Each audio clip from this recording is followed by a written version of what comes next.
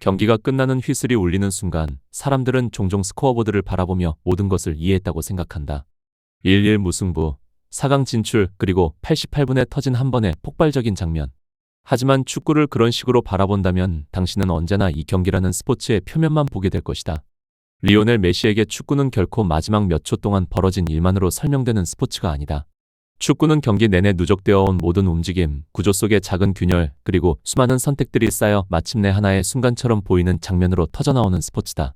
겉으로는 우연처럼 보이지만 실제로는 그 이전부터 이미 준비되어 있었던 장면 말이다. 손흥민의 88분 장면은 바로 그 사실을 완벽하게 보여주는 사례였다. 그가 자기 진영에서 공을 잡고 거의 50m에 가까운 거리를 단독 질주하기 시작했을 때 대부분의 사람들은 그것을 단순히 뛰어난 역습이라고 부를 것이다. 하지만 메시의 시선으로 보면 그것은 결코 하나의 단일한 플레이가 아니다. 그것은 경기 전체를 읽어낸 끝에 나온 결론이다. 손흥민은 단지 눈앞의 공간을 본 것이 아니었다. 그는 왜 그 공간이 생겼는지까지 이해하고 있었다. 크루스 아술의 중원은 득점을 위해 지나치게 앞으로 올라와 있었지만 동시에 자기 위치로 복귀할 조직력은 무너져 있었다. 수비 라인은 점점 늘어졌고 서로의 간격은 벌어졌으며 무엇보다 가장 위험한 심리 상태에 빠져들고 있었다. 바로 실수하면 안 된다. 는 압박감이다. 메시는 한 번 말한 적이 있다. 팀 전체가 절대 실수해서는 안 된다. 는 생각으로 뛰기 시작하는 순간 오히려 그 팀이 가장 실수하기 쉬운 상태에 들어선다고. 손흥민은 바로 그 지점을 읽어냈다. 그가 가속을 시작했을 때 상대 수비를 혼란에 빠뜨린 것은 단순한 속도가 아니었다. 메시가 늘 강조하듯 속도는 어디까지나 도구일 뿐이다. 수비수가 진짜 두려워하는 것은 빠른 발이 아니라 다음 장면을 예측할 수 없는 상대다. 손흥민은 바로 그 공포를 만들어냈다. 그는 단순히 빠르게 달린 것이 아니라 상대가 무엇을 해야 할지 결정을 내리지 못하게 만들면서 달렸다. 첫 번째 수비수는 선택의 기로에 놓였다. 앞으로 튀어나가 공을 끊어야 할까? 아니면 물러서며 공간을 막아야 할까? 그런데 그런 상황에서는 단 0.5초만 늦어도 어떤 선택을 하든 틀린 선택이 된다. 두 번째 수비수는 커버를 위해 움직일 수밖에 없었지만 그 움직임 자체가 곧 뒤에 공간을 비우는 결과로 이어졌다. 중원은 따라오지 못했고 팀의 수비 구조는 세로로 길게 찢어졌다. 이 장면은 특정 선수 한 명의 실수라기보다 시스템 전체가 한순간에 무너져 내리는 과정이었다. 그리고 그 붕괴를 촉발한 인물이 바로 손흥민이었다. 하지만 메시의 관점에서 이 장면이 진정 특별한 이유는 폭발적인 질주 그 자체에 있지 않다. 진짜 중요한 것은 그 다음 행동이다. 손흥민은 공간을 얻었고 앞을 향해 열린 길도 보였다. 거기서 많은 좋은 선수들은 슈팅을 선택했을 것이다. 하지만 위대한 선수들은 다르다. 그들은 기회를 보는 것에서 멈추지 않고 그 기회의 질을 평가한다. 손흥민은 거기서 한 템포를 더 기다렸다. 아주 짧은 순간이었지만 그 한 박자가 모든 것을 바꿔놓았다. 그가 속도를 잠시 늦추는 순간 상대의 수비 전체가 본능적으로 그에게 빨려 들어왔다. 메시가 늘 강조하는 축구의 본질이 바로 여기에 있다. 모든 선수를 다 제칠 필요는 없다. 그저 그들이 자신이 원하는 방향으로 움직이게 만들면 된다. 손흥민은 공을 끌고 전진한 것이 아니라 수비 전체를 끌고 이동했다. 그리고 그 순간 진짜 공간이 만들어졌다. 그것은 손흥민 앞에 있던 공간이 아니라 손흥민에게 끌려온 수비수들의 뒤편에 생긴 공간이었다. 그 공간이 생긴 바로 그 찰나 손흥민은 패스를 선택했다. 그 패스는 가장 화려한 패스가 아니었다. 하지만 가장 정확한 순간에 나온 패스였다. 메시는 종종 축구에서 기술보다 더 중요한 것은 타이밍이라고 말한다. 아무리 완벽한 패스라도 타이밍이 틀리면 의미가 없다.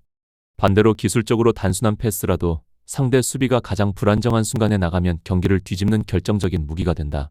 손흥민은 바로 그 타이밍을 골라냈다. 상대 수비가 간격을 잃고 위치를 잃고 무엇보다 평정심을 잃은 바로 그 순간이었다.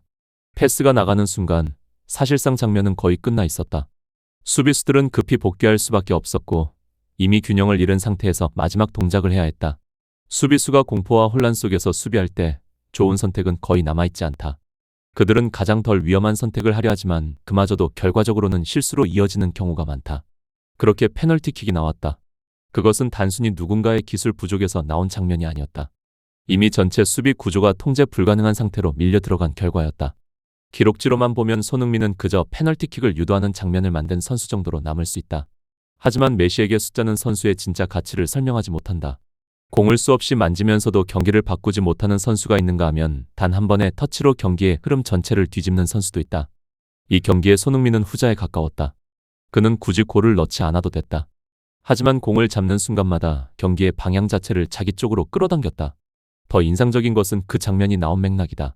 원정 경기였다. 고지대 환경이었다. 체력은 이미 바닥에 가까웠다. 상대는 거칠게 나왔고 경기 전체를 둘러싼 심리적 압박도 극심했다. 그런 조건에서 대부분의 선수들은 안전한 선택을 한다. 시간을 끌고 공을 지키고 실수를 피하려고 한다. 하지만 손흥민은 그러지 않았다. 메시는 위대한 선수는 상황에 맞추는 존재가 아니라 상황 자체를 만들어내는 존재라고 말해왔다. 88분의 플레이는 그 말을 그대로 증명한 장면이었다. 불과 몇 초 전까지만 해도 LAFC는 버티는 쪽에 가까웠다. 하지만 손흥민의 한 번의 전진으로 상황은 완전히 바뀌었다. 수세는 공세로 바뀌었고 버티던 팀은 오히려 상대를 끝낼 기회를 잡았다. 모든 것은 한 번의 선택, 즉 앞으로 치고 나가는 그 결단에서 시작됐다. 하지만 그것은 충동적인 선택이 아니었다. 경기 흐름, 상대의 구조, 자신의 상태 그리고 동료의 움직임까지 모두 계산한 끝에 나온 결정이었다. 왜 크루스 아술 수비진이 그 순간 멈춘 것처럼 보였는지 많은 사람들이 궁금해한다. 하지만 메시라면 그것을 단순한 멍함이나 개인 실수라고 설명하지 않을 것이다. 그것은 구조에서 이탈한 시스템이 보여주는 전형적인 현상이다. 손흥민처럼 리듬을 조절할 줄 아는 선수가 속도를 바꾸고 결정의 순간을 상대의 예측보다 늦게 가져가면 수비수는 언제나 반박자 느리게 반응하게 된다.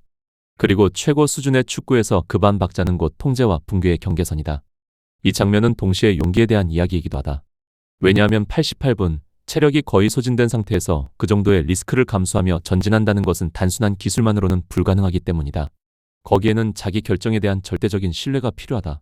주변 모든 것이 혼란스러운 상황에서도 냉정을 유지할 수 있는 정신력이 필요하다. 그리고 무엇보다 실패할 가능성까지 감수하면서도 옳다고 믿는 선택을 밀어붙일 수 있는 책임감이 필요하다. 메시는 늘 말한다. 좋은 선수와 위대한 선수의 차이는 기술보다 결정에 있다고. 그리고 그 결정은 늘 안전한 선택이 아니다. 때로는 가장 위험해 보이는 선택이 가장 큰 차이를 만들어낸다. 손흥민은 그 순간 바로 그런 선택을 했다. 그리고 그것을 성공으로 바꾸었다. 결국 이 장면의 진짜 가치는 페널티킥 자체에 있는 것이 아니라 그것이 나오기까지의 모든 과정이 있다. 경기의 흐름을 읽고 공간을 이해하고 상대를 움직이게 만들고 마침내 그들이 스스로 무너지게 만드는 과정 말이다. 메시의 관점에서 이것이야말로 축구의 가장 높은 수준이다. 단순히 하이라이트 장면을 만드는 것이 아니라 경기 전체를 자신의 의도대로 움직이게 만드는 능력이다. 기록만 본다면 손흥민은 단순히 간접적인 기회를 만든 선수로 남을 수도 있다. 하지만 메시에게 숫자는 선수의 가치를 온전히 설명하지 못한다. 어떤 선수는 공을 많이 만지지 않아도 한 번의 터치로 경기의 흐름을 바꾼다. 이 경기에서의 손흥민이 바로 그런 유형이다. 그는 득점을 하지 않아도 경기 전체를 자신의 방향으로 움직이게 만들었다. 더 중요한 것은 상황이었다. 원정 경기, 고지대 환경, 극심한 체력 소모, 거친 플레이, 그리고 심리적 압박. 이러한 요소들은 선수의 판단을 흐리게 만든다. 산소가 부족한 환경에서는 집중력이 떨어지고 피로가 누적되면 결정 속도가 느려진다. 많은 선수들이 이 상황에서 안전한 선택을 하게 되는 이유다. 그러나 손흥민은 달랐다. 그는 오히려 가장 어려운 순간에 가장 대담한 결정을 내렸다. 메시는 위대한 선수는 상황에 맞추는 것이 아니라 상황을 만들어낸다. 고 말한다. 88분의 플레이는 단순한 동점골 이상의 의미를 지닌다. 그것은 경기의 심리적 흐름을 완전히 뒤집는 장면이었다. 수세에서 공세로, 방어에서 결정으로, 압박을 받는 위치에서 압박을 가하는 위치로의 전환이었다. 왜 수비진이 그 순간 멈춘 것처럼 보였는지에 대해 많은 이들이 의문을 가진다. 메시라면 그것을 개인 실수로 보지 않을 것이다. 그는 그것을 구조가 무너진 결과라고 말할 것이다. 손흥민이 타이밍에 맞춰 가속하고 리듬을 유지하며 상대의 예측보다 늦은 결정을 내릴 때 수비수는 항상 반박자 늦게 반응할 수밖에 없다. 그리고 최고 수준의 축구에서 그 반박자는 통제와 혼란을 가르는 경계선이다. 또한 이 장면은 용기에 대한 이야기이기도 하다. 많은 선수들이 같은 상황에서 공을 지키거나 시간을 보내려 했을 것이다. 하지만 손흥민은 리스크를 감수했다. 그는 실패할 수도 있는 선택을 했고 그 선택을 성공으로 만들었다. 메시가 말하는 위대함은 바로 이런 순간에 드러난다. 안전한 선택이 아니라 옳은 선택을 하는 것. 결국 이 장면의 가치는 페널티킥 그 자체가 아니라 그 상황에 이르기까지의 모든 과정이 있다. 경기 읽기, 공간 통제, 수비 구조 붕괴, 그리고 실수를 유도하는 흐름. 메시의 관점에서 이것이야말로 축구의 본질이다.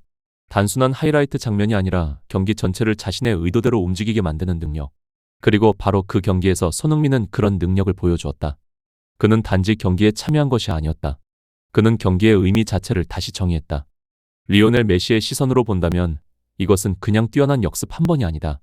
이것은 타이밍이 무엇인지, 공간이 어떻게 만들어지는지, 그리고 최고 수준의 축구 지능이 어떻게 한 장면 속에서 응축되는지를 보여주는 완전한 교과서 같은 플레이였다.